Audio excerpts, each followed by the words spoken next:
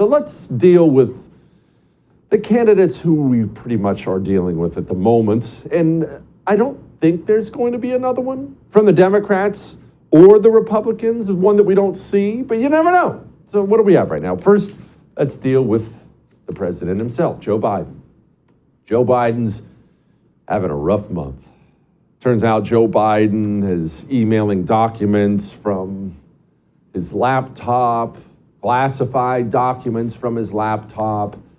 They keep finding classified documents everywhere. Now let's pause on that in case maybe you're a new viewer. Maybe you're looking at us right now on DirecTV for the first time because now the first is on DirecTV. So in case you're new, I'm going to do this very, very briefly.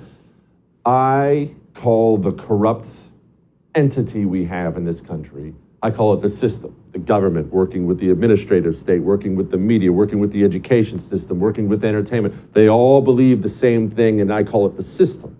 The system wants Joe Biden gone. That's why when I said they keep finding, it's important we understand. These are all Democrats and Democrat operatives, sometimes Joe Biden's own staffers who keep finding these things that make Joe Biden look terrible. If you remember, Miranda Devine came on last week, and now I've seen more reporting, credit to Miranda for this. Miranda Devine came on last week and said there is some evidence out there that Hunter Biden not only had access to the classified documents in Joe Biden's garage, but that Joe Biden had critical national security information in those documents. He gave them to Hunter, or Hunter stole them, read them, and then relayed those things by email to somebody else. So this is a big thing, and it's not going away. Now, why does the system want Joe Biden gone? He's been a good boy. Why?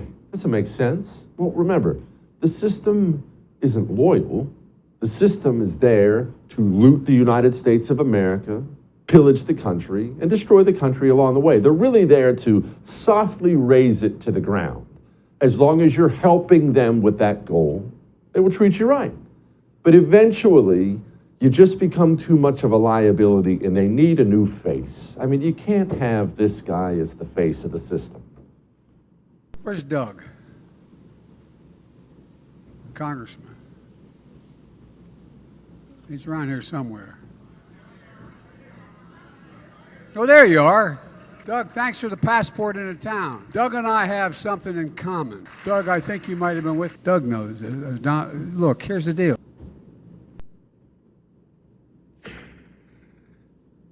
He and Doug are pretty close. Thanks for that passport, Doug. Except Doug's name is Don.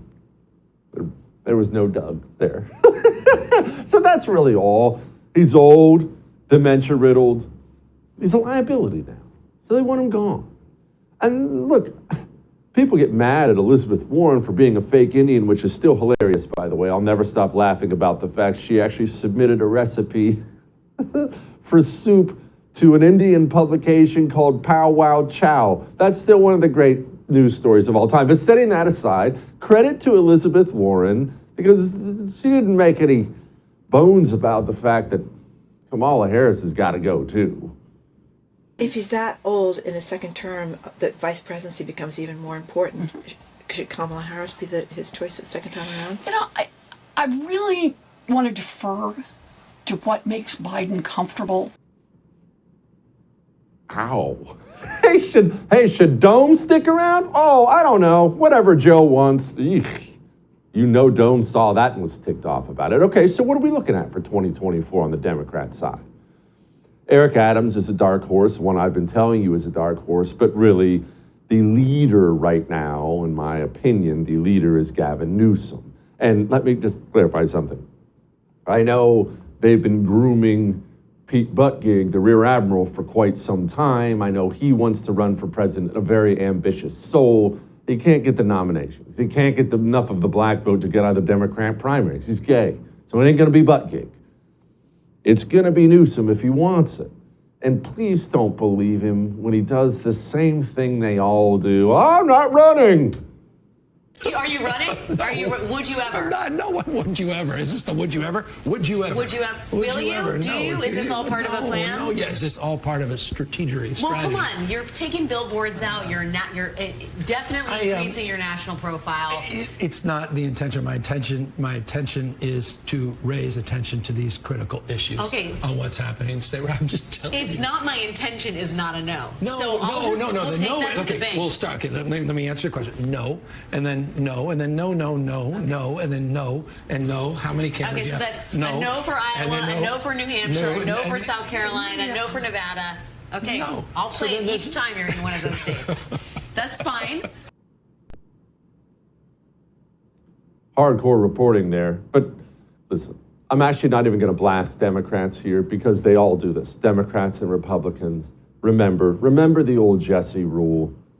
None of them are ever running for office until they're running for office. It's become the standard thing they all do. Hey, are you going to run for president? No, I can't. You want to run for president? No, I wouldn't. I'm just a servant to the people here. No, I won't. No, I'm not running. No, I'm not running. And then about 15 minutes later, I wasn't going to run. But so many people have begged me, come save the country, Gavin, that I feel a solemn obligation to my nation to run. They all do it.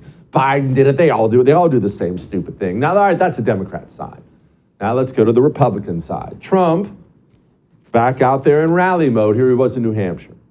And we need a president who is ready to hit the ground running on day one. And boy, am I hitting the ground. You know, I said, let's go. They said, he's not campaigning. This is like about a month ago when I announced, well, I said, I got 2 years. I'm more angry now and I'm more committed now than I ever was.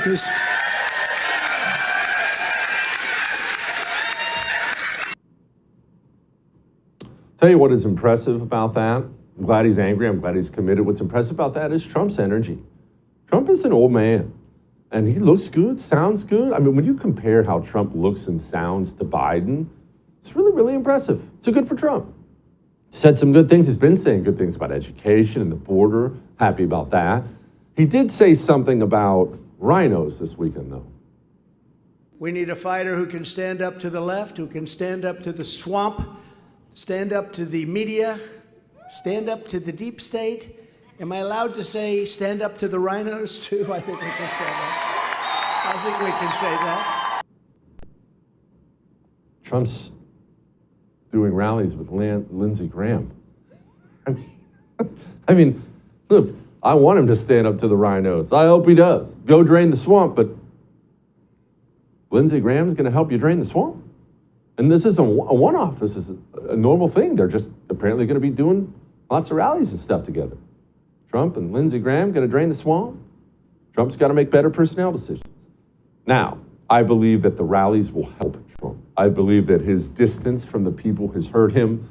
Too much time on the golf course, too many consultants pouring honey in his ear, not enough time around you. I think the rallies will help bring back a better Trump, so I'm happy he's back out there.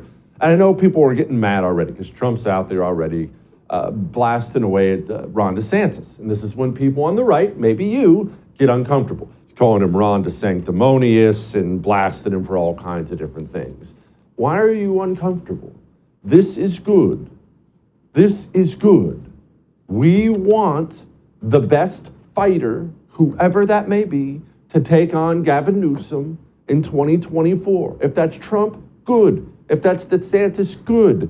But you should want the best fighter because we got a mountain to climb.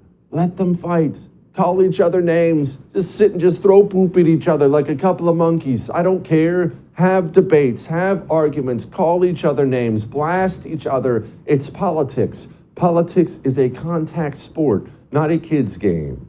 Good for Trump. Blast away. If once Heavy D gets in, he's already kind of in, but once Heavy D gets in, he'll start blasting back. And don't allow yourself to do this thing. You ever been around a fight? Maybe been in one, but you ever been around one? Schoolyard fight, out behind the gym. Hey, let's go throw hands kind of thing. Don't be the girl who's saying, stop it, guys. Oh my gosh, stop hitting each other, guys. Don't be that. That's what you sound like when you complain about these primaries. Remember, 2016 was the nastiest primary anyone's ever seen. Trump emerged from that victorious and then won the presidency. A hard-fought, brutal, nasty primary doesn't hurt us for the general. That's a lie. Let them fight.